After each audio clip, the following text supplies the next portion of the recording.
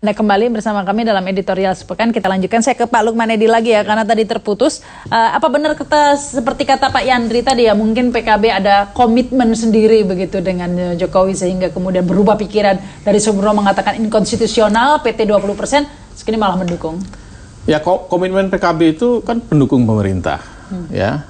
Dan itu sekali lagi ini garis politik PKB dari dulu semenjak NU berpartai sampai dengan PKB. Tapi sebelum rapat paripurna ada deal khusus nggak? Maksudnya ada pertemuan pembicaraan khusus seperti PAN katanya ada pertemuan dengan Jokowi. Oh iya, PKB. Jadi begini, justru PKB itu, ya, menurut saya ini menjadi partai yang menjalin komunikasi kedua belah pihak. Ya. PKB diajak pertemuan oleh fraksi-fraksi pemerintah, ya, beberapa kali. Terakhir difasilitasi oleh Pak Wiranto, Menko Polhukam, itu juga PKB hadir, PKB diundang. Kemudian ada juga PKB yang fasilitasi agar partai-partai pemerintah ini berkumpul membicarakan soal undang-undang pemilu secara keseluruhan.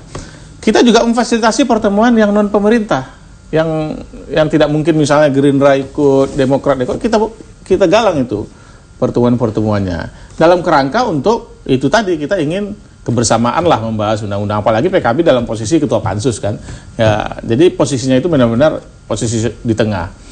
Nah, tetapi ketika semua argumentasi, semua alasan, semua pertimbangan konstitusionalitas kita sampaikan kepada pemerintah, kemudian pemerintah secara tegas memberikan jaminan bahwa ini konstitusional, ya sudah, kita ikut ya. Apalagi kemudian dalam pembicaraan negosiasi dengan pemerintah itu, pemerintah menyampaikan kepada kita bahwa kenapa kita mesti berlama-lama berdebat di presidensial threshold.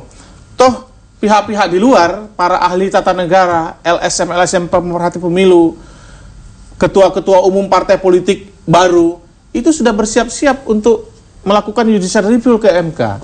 1% pun yang diputuskan oleh undang-undang, pada akhirnya nanti ke ruang-ruang MK juga untuk memutuskan. Nah, ini menurut Anda mengapa pemerintah setelah diberi masukan oleh PKB, oleh pakar hukum tata negara kok ngotot begitu 20%? Ya.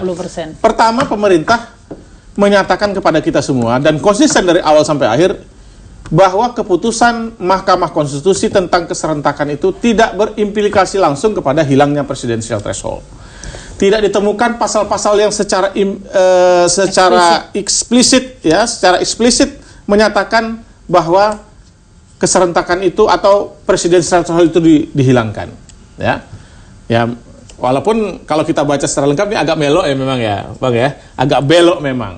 Nembak presidensial threshold tapi melewati jalur-jalur keserentakan kan seperti itu kalau kita lihat secara keseluruhan. Intinya itu, nah, tapi ya siapa lagi yang kita percayai ya dalam rangka memberikan keyakinan kepada kami tentang azas konstitusionalitasnya. Nggak mungkin kami bertanya ke Mahkamah Konstitusi, Mahkamah Konstitusi nggak mau dijawab karena ini objek gugatan. Akhirnya kita otoritas pemerintah yang memberikan jaminan itu yang kita percayai. Nah, inilah sikap politik PKB ya, sehingga pada akhirnya ya di dalam pendapat akhir fraksi juga kami sampaikan bahwa sebahagian dari persoalan azas konstitusionalitas tentang presidensial threshold ini kita tunggu keputusan Mahkamah Konstitusi sehingga kita memutuskan ikut opsi A. Begitu, ya, tapi ya. Begini Pak Margarito, kami timbul pertanyaan juga. Ini mengapa ya Jokowi ini kok terlalu pede begitu, ngotot 20%, padahal belum tentu juga kan bisa 20% begitu koalisinya. Kalau partainya PDIP kan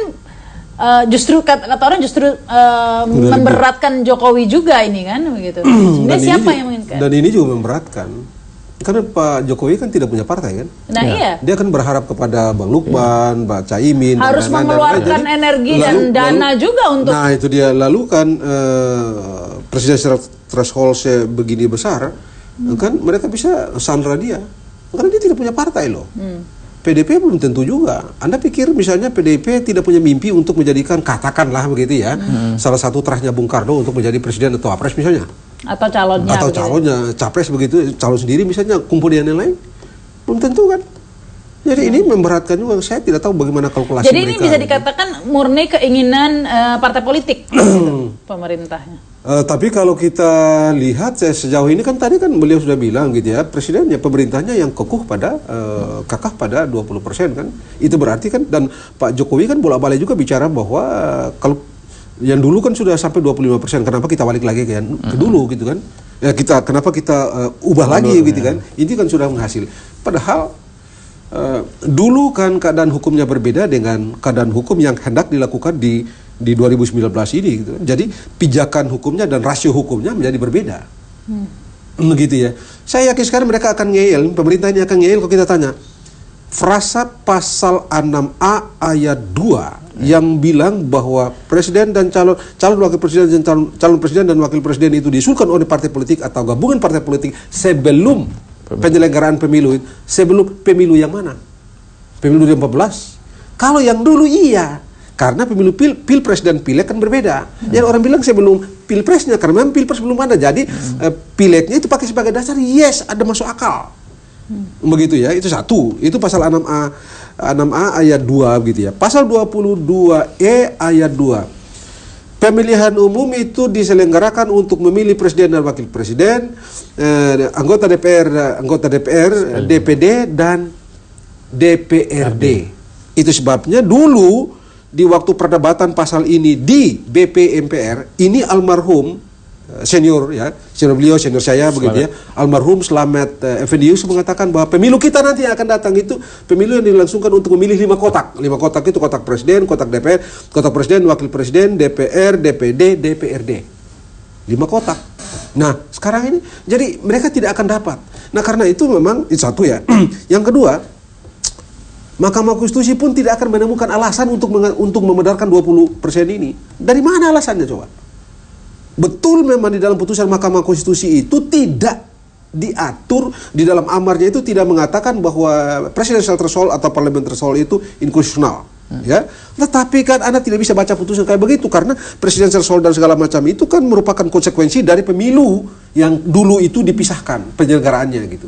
Jadi masuk akal, memang ada lumayan masuk akal di waktu yang lalu itu karena pilpres belum ada, pileg kan udah selesai. Ada 2 bulan sebelumnya. 2 bulan sebelumnya. Kira-kira berani tidak Mahkamah Konstitusi memutuskan di luar itu? Artinya begini. menggolkan 20%. Saya hormat ya teman-teman di Mahkamah Konstitusi begitu ya. Saya hormat independensi mereka, semuanya saya hormat mereka begitu ya. Saya cuma mengambil pengalaman di tempat lain. Ya, dan ada ahli yang mengatakan bahwa jangan bilang independensi itu sebagai satu mahkota yang independensi itu sesuatu yang menjadi mahkota dari hakim-hakim. Ini berlaku di Amerika Serikat ini ya. Oleh karena apa? Tidak ada yang sungguh-sungguh independen. Saya pernah bicara di lembaga kajian MPR itu, saya bilang begini.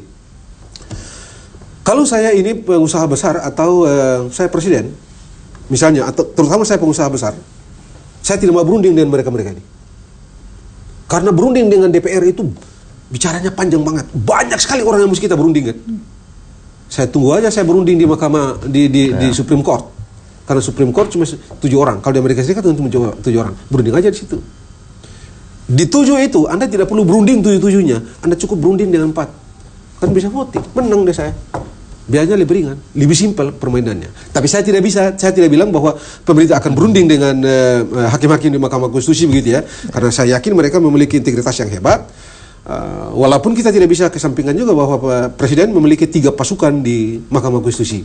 Mereka ini memiliki 3 dan Mahkamah Agung memiliki 3. Nah, kita lihat tadi, kalau kita mau bicara mengenai kepentingan bangsa, mari kita pastikan bahwa kita berdiri teguh di konstitusi. Karena sekali lagi Anda tidak menemukan jalan yang rasional untuk membenarkan yang 20% itu. Dasar hukumnya tidak ada. Nggak ada sama sekali. Baik, kita harus break dulu ya. Kita lanjutkan lagi pemirsa, kami kembali setelah pesan-pesan berikut ini.